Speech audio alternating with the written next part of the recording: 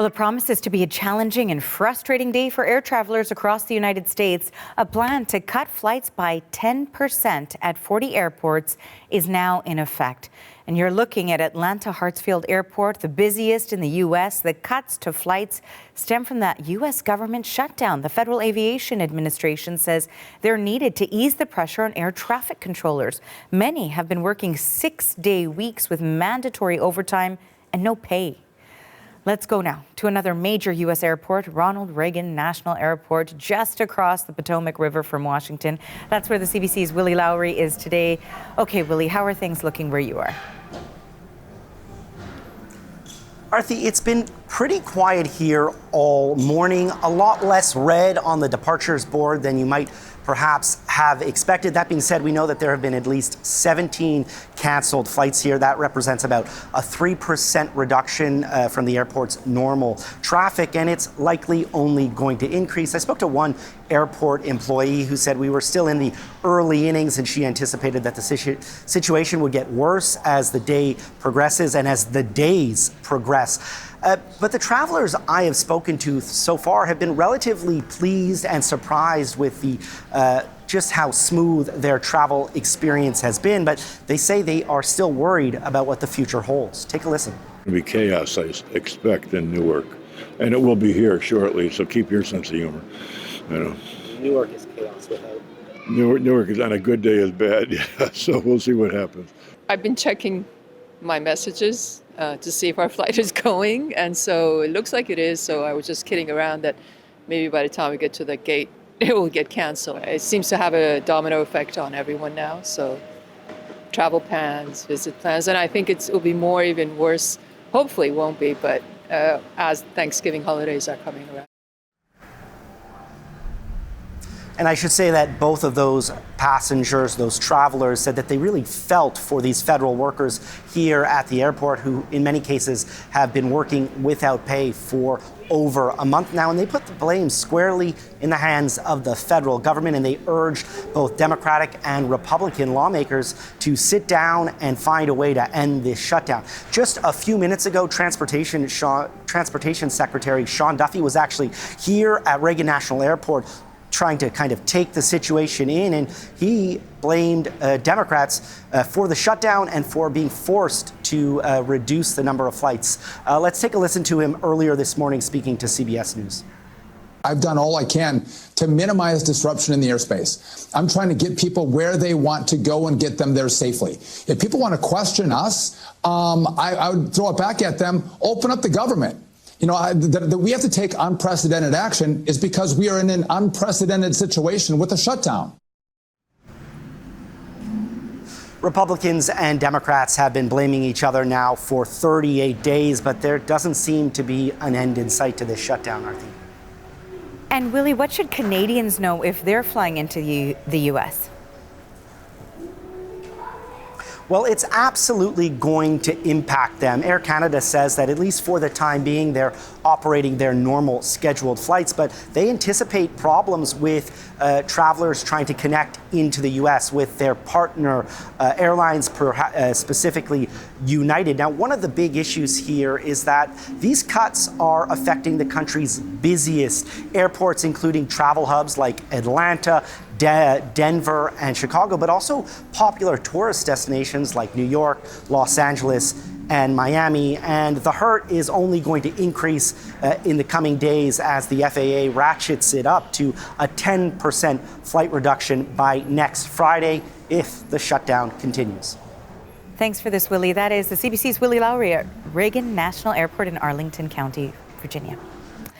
Okay, to dig a little deeper on what more Canadian travelers need to know, we've reached John Graddock. He's the coordinator of the Aviation Management Program at McGill University. Thanks for joining us today.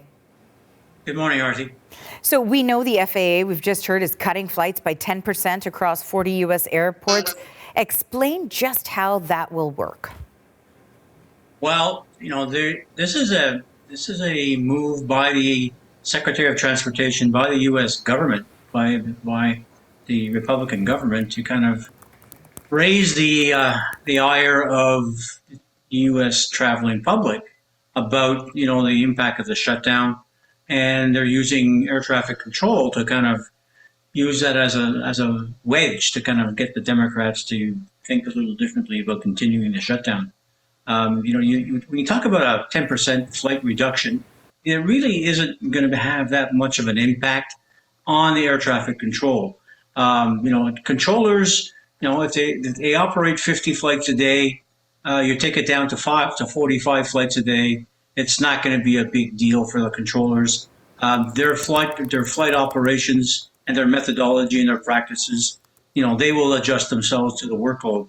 I think that they're using the government is using this kind of as a PR campaign to kind of shame the Democrats into looking at closing the shutdown. Operationally, functionally, it's not going to be a big deal. It will be a big deal, however, if you're looking to connect in Chicago or New York or Atlanta to smaller cities that have less services. Canadian carriers and Canadians going to the 40 cities, you're not going to see much of a deal in there in terms of schedules. Maybe some delays, but cancellations will be very rare for Canadian carriers. U.S. carriers, it might be a little higher. So this is a little bit of a smoke screen being developed by the U.S. government. We're just going to wait and see. They're 4% today, 6% on Tuesday, 8% on Thursday, 10% by next Saturday. And it's not done. If the 10% doesn't work, the government is threatening to go to 12, 14, 16, 18% sometime the week before Thanksgiving, which then could be pretty nasty. So we'll talk about that sort of strategy that seems to be employed in a moment. I wanted to ask you, though, in terms of how they decide what flights are the ones that are on the chopping block. What goes into that decision? No, it's really the airlines that decide. The FAA doesn't just. The FAA said these are the number of flights that we're going to allow into and out of a given airport, any one of those 40 airports. They'll just take the capacity down by 10%. Then the airlines will basically be looking to respond to that 10% cut. So the airlines will decide which flights they want to cancel. Typically, they want to keep their most profitable flights running, which is our hub-to-hub locations, so the long-haul flights connecting these 40 cities will stay. The international flights will stay. What will probably be up for cancellation or delay will be the smaller aircraft on regional flights. So if you're going to Billings, Colorado, you're going to Colorado Springs, or you're going to Tupelo, Mississippi, on a connection over Atlanta or Chicago or Denver, yes, you might have a problem. But the city, if you're going to the major cities, there shouldn't be a problem accessing those. You sound pretty optimistic, but I think by the time that people start seeing the real pain of these cuts, people may not feel the same way that you do at this stage right now. When do you think that the pain may become more severe? We know it's just starting now, so you sort of went through like the list of the percentages of the breakdown of how that will all play out. When will people really start to feel the impact of those cuts? Once we get to next Saturday, and and the 10% starts to kind of boil to the top. Remember, these numbers are very arbitrary. The Secretary of Transportation is calling the shot, and if he says that if he doesn't see much of an impact with 4% today, he may just go to 10% on Tuesday, and that's his prerogative. So it's really a very moving target, and they're seeing when are we going to see some hurt in the industry.